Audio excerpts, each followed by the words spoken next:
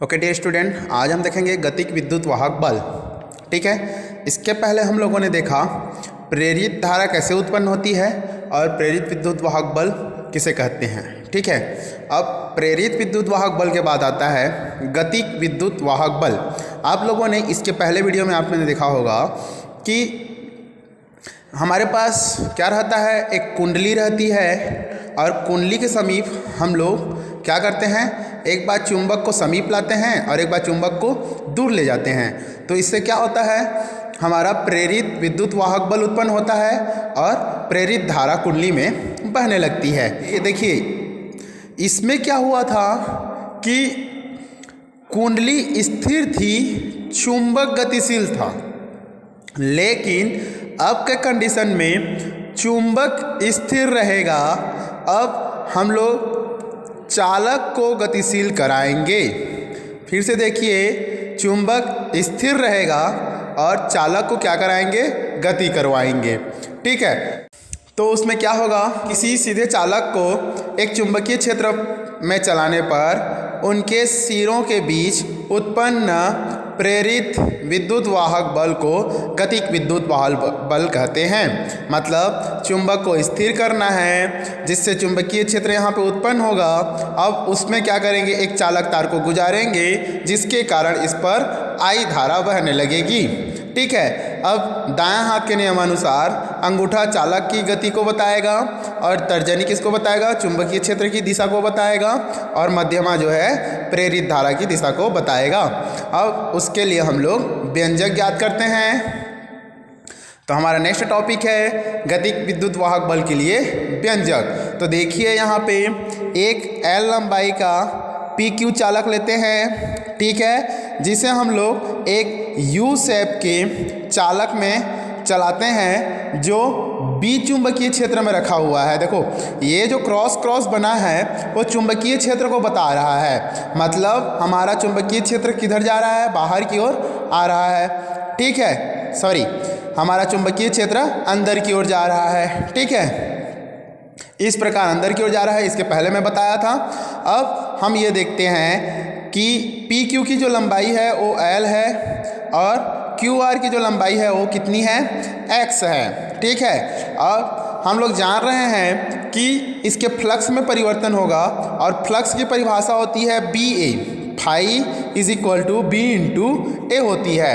अब यहाँ देखा जाए तो ये एक रेक्टेंगल शेप बन रहा है, आयताकार शेप बन रहा है जिसकी लंबाई L है और चौड़ाई क्या है, X है। तो क्षेत्रफल बराबर क्या हो जाएगा, लंबाई गुणित चौड़ाई हो जाएगा। ठीक है, तो फाई भी बराबर क्या हो जाएगा, B into L into X। देखिए यहाँ पे क्या पुट किए, A की जगह हम L इंटू X पुट कर दिए। ठीक है, अब हम ये जानते हैं कि अगर इसमें विद्युत वाहक बल उत्पन्न होगा तो हम लोग इसमें क्या करेंगे, सॉरी, अब हम इसमें जानते हैं कि फ्लक्स में परिवर्तन होगा तो उसमें प्रेरित विद्युत वाहक बल उत्पन्न होगा।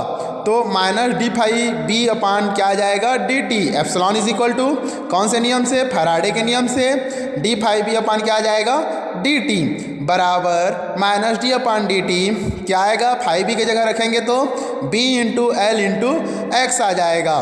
तो यहाँ पे b इंटू एल इंटू क्या कर दिए, x कर दिए। फिर बराबर, अब ये माइनस कहाँ से आया है, तो हम देख ये रहे हैं कि अगर इधर गति कर रहा है PQ, इधर गति कर रहा है तो इसका क्षेत्रफल जो है कम होते जा रहा है। मतलब ये समझिए, अब पहले पोजीशन में यहाँ पे था, अब दूसरे पोजीशन में माना कि यहाँ पे आ गया, आने के कारण क्षेत्रफल जो इतना बड़ा बचा था वो इतना क्षेत्रफल बच जाएगा, फिर इसके पास आएगा तो और कम हो जाएगा।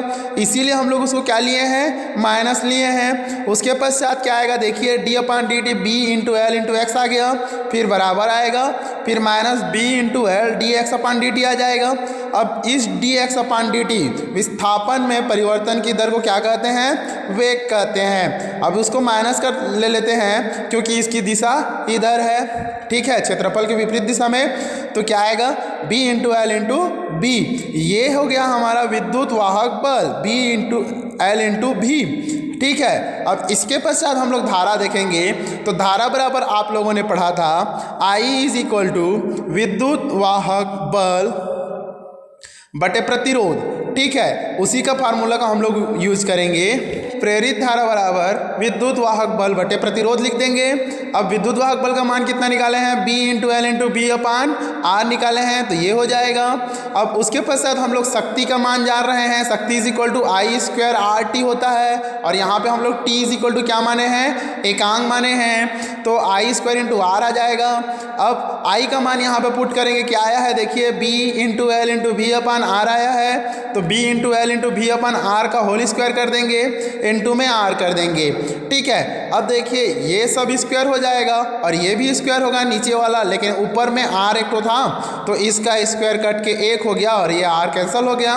क्या आया, B × L² × V² अपान R। ये शक्ति का क्या है, व्यंजक है, ठीक है। अब इसके पश्चात हम लोग देखते हैं भंवर धाराएं। हम लोगों ने दो टाइप का विद्युत वाहक बल पढ़ा, एक प्रेरित विद्युत वाहक बल और दूसरा गतित विद्युत वाहक बल।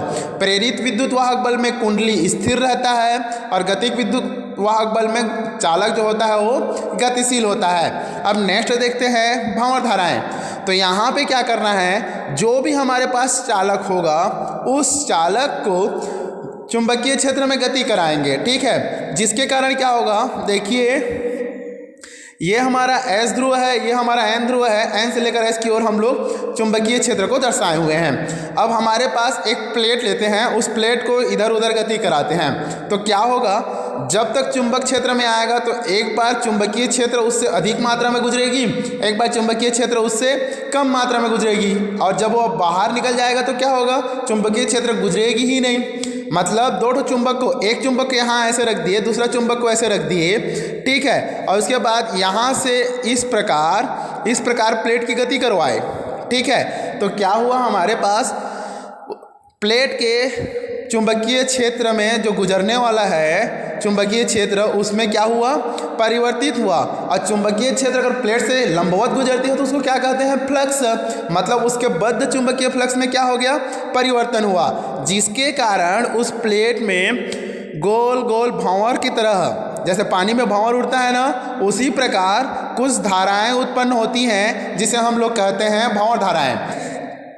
तो यहाँ पे जो भंवर धाराएं उत्पन्न हुई है उसकी जो खोज की थी वो फोको नामक वैज्ञानिक ने की थी, इसलिए उसको फोको धाराएं भी कहते हैं। अब हम ये देखते हैं भंवर धाराओं से हानि क्या होती है। तो भंवर धाराओं से जो ऊष्मा उत्पन्न होती है वो कुंडली को क्या करती है, जला देती है। जैसे कि हमारे पास एक कुंडली है, कुंडली किससे बनता है, नर्म लोहे के क्रोड से बनता है। मतलब एक लोहा लेते हैं, उस पर क्या करते हैं, वायर को, तांबे के तार को क्या करते हैं, लपेट देते हैं। अब इसमें क्या होगा, अगर इसमें भंवर धाराएं उत्पन्न होती हैं, मतलब ये जो नर्म लोहे का क्रोड नीचे में है, कुंडली में नहीं उत्पन्न होगा, नीचे में जो क्रोड बना हुआ है उस क्रोड में भंवर धाराएं उत्पन्न होगी, जिससे बहुत ज़्यादा मात्रा में ऊष्मा उत्पन्न होता है, जिसके कारण यहाँ जो तार आप लोग लपेटे हुए हो वो कुंडली उसको जला देती है, ठीक है। और दूसरा चीज़, जो विद्युत ऊर्जा होता है वो ऊष्मीय ऊर्जा में व्यय हो जाता है। मतलब हम अगर 50 एम्पियर का धारा प्रवाहित करना चाहते हैं तो हमको 40 एम्पियर का धारा प्रवाहित होगा,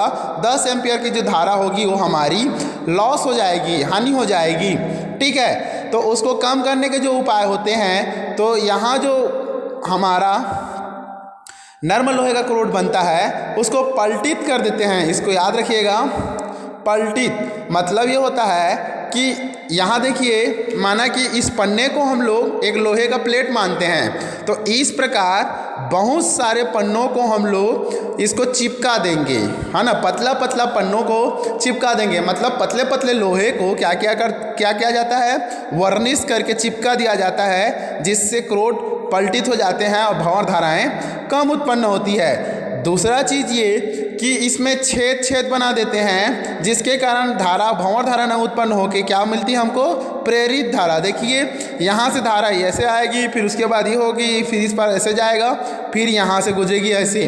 तो ये भंवर धारा नहीं है, ये प्रेरित धाराएं हैं। इस प्रकार हमको प्रेरित धारा उत्पन्न प्राप्त होता है और भंवर धाराओं की मात्रा कम हो जाती है। आप लोग भंवर धारा के उपयोग पढ़िए, ये मोस्ट इंपॉर्टेंट क्वेश्चन है, ठीक है।